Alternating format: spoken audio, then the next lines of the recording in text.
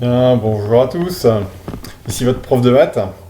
Alors j'ai décidé de vous faire une petite vidéo pour vous donner des indications pour les exercices qui vont bientôt suivre, à savoir les 17, 18 et 19. J'ai décidé de faire une vidéo parce que c'est pas forcément évident de donner des indications par écrit, donc voilà, je vous ai préparé un petit beamer, vous allez voir. J'espère que ça va vous être utile. Alors, en ce qui concerne l'exercice 17, l'énoncé est relativement simple. On vous demande de placer 3 points A, B et C dans un repère, orthonormé, de préférence. Et on vous propose 3 autres points, et la question est simple, est-ce que ces 3 points, D, E, F, appartiennent à la hauteur issue de C dans le triangle ABC? Alors il y a plein de manières de faire ça, mais évidemment on va essayer d'utiliser le produit scalaire, parce que c'est l'outil le plus performant dont vous disposiez pour parler de droites perpendiculaires. Alors pourquoi des droites perpendiculaires? Alors, je vous ai fait une petite figure. Donc, on a bien les 3 points ABC qui définissent un triangle. Et puis, j'ai placé les points D, E et F ici.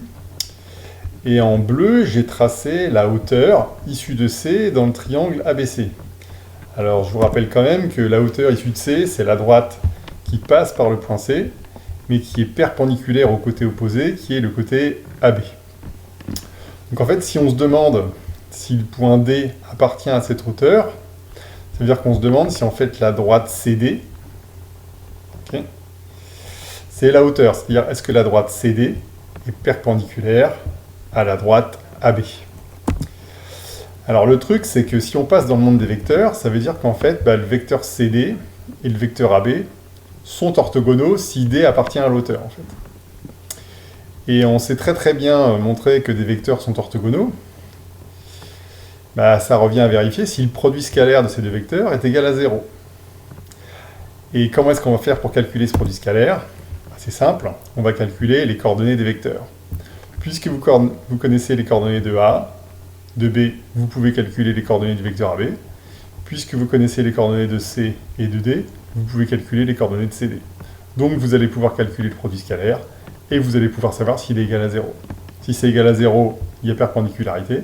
Si c'est pas égal à 0, il n'y a pas perpendicularité. Donc si c'est égal à 0, le point D appartient à la hauteur. Si c'est pas égal à 0, le point D n'appartient pas à la hauteur. Alors, au vu du dessin, vous avez intérêt à trouver que D et E appartiennent à la hauteur et que F n'appartient pas à la hauteur. Voilà. Voilà pour l'exercice 17. La méthode à mettre en place, elle est relativement simple. En ce qui concerne l'exo... ça c'est le corrigé. En ce qui concerne l'exo 18, alors là, c'est un petit peu plus compliqué. On vous propose un point A, qui a pour coordonnées 3, 0. Et vous avez une droite d'équation 3x moins 2y plus 4 égale 0. Alors on va voir ce que ça veut dire, parce que ça maintenant les secondes savent, mais vous ne savez pas encore. Vous allez voir, c'est pas très compliqué. Et H, c'est le projeté orthogonal du point A sur la droite D. Alors ça se passe comme ça.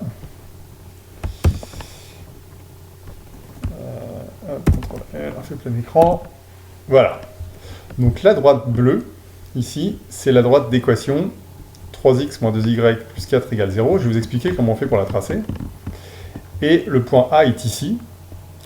Et donc le point H, c'est le projeté orthogonal du point A, ici, sur la droite bleue. Et on fait, c'est orthogonal, donc il y a un angle droit.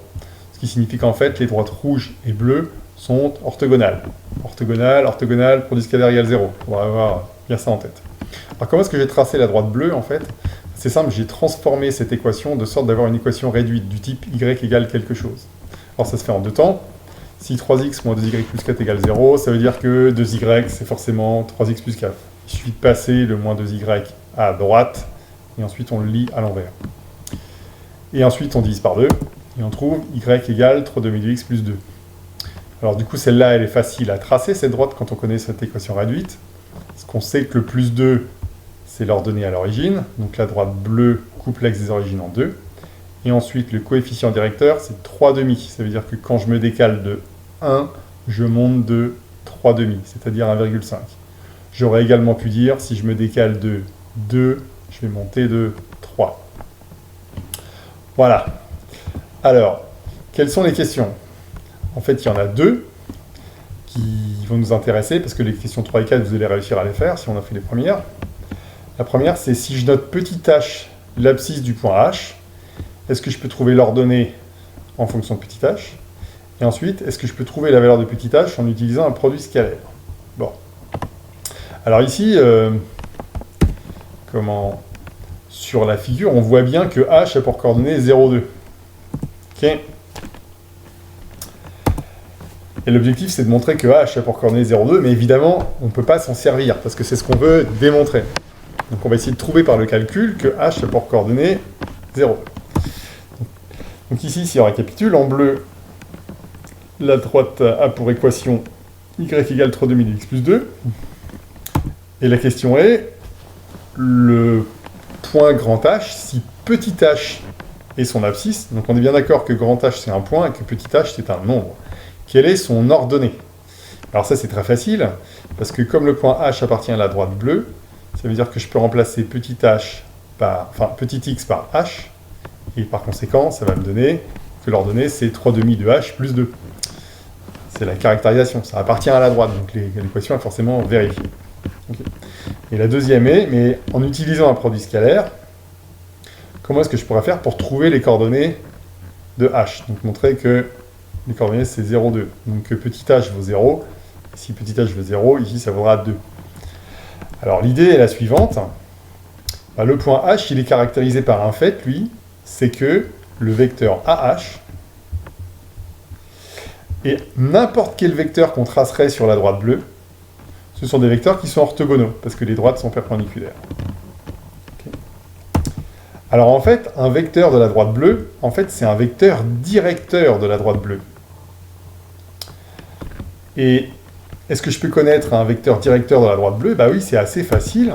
Alors si je l'appelle U, ce vecteur, il faudrait que je trouve des coordonnées ici, de sorte que si je pars d'un point de la droite bleue, et que je me déplace, je retombe sur un point de la droite bleue.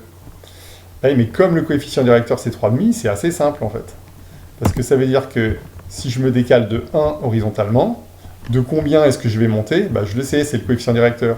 Donc, le vecteur U de coordonnées 1, 3,5 est un vecteur directeur de la droite bleue. Reste à calculer les coordonnées du vecteur AH. Mais le vecteur AH, lui, quelles sont ses coordonnées? Bah, on sait qu'on peut les calculer en calculant l'abscisse de H moins l'abscisse de A et l'ordonnée de H moins l'ordonnée de A. Alors les coordonnées de A, on les connaît, c'est 3, 0, donc ici on aura 3 et ici on aura 0. Et les coordonnées de H, c'est petit h, donc le xh ce sera petit h, et le yh ce sera 3/2 de h plus 2. Donc vous allez pouvoir calculer les coordonnées de h en fonction de h. Et il restera juste à calculer le produit scalaire des deux. Vous aurez les coordonnées de celui-là en fonction de h, les coordonnées de celui-là en fonction de h. Donc vous aurez un résultat en fonction de h. Et à la fin, il faudra vous arranger pour choisir h pour que le produit scalaire fasse 0.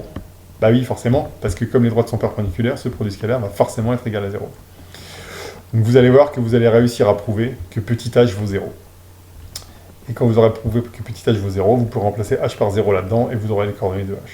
Une fois que vous aurez fait ça, les questions 3 et 4, ça devrait dérouler. Voilà, j'espère que vous avez pigé ce que j'ai raconté. N'hésitez pas à poser des questions.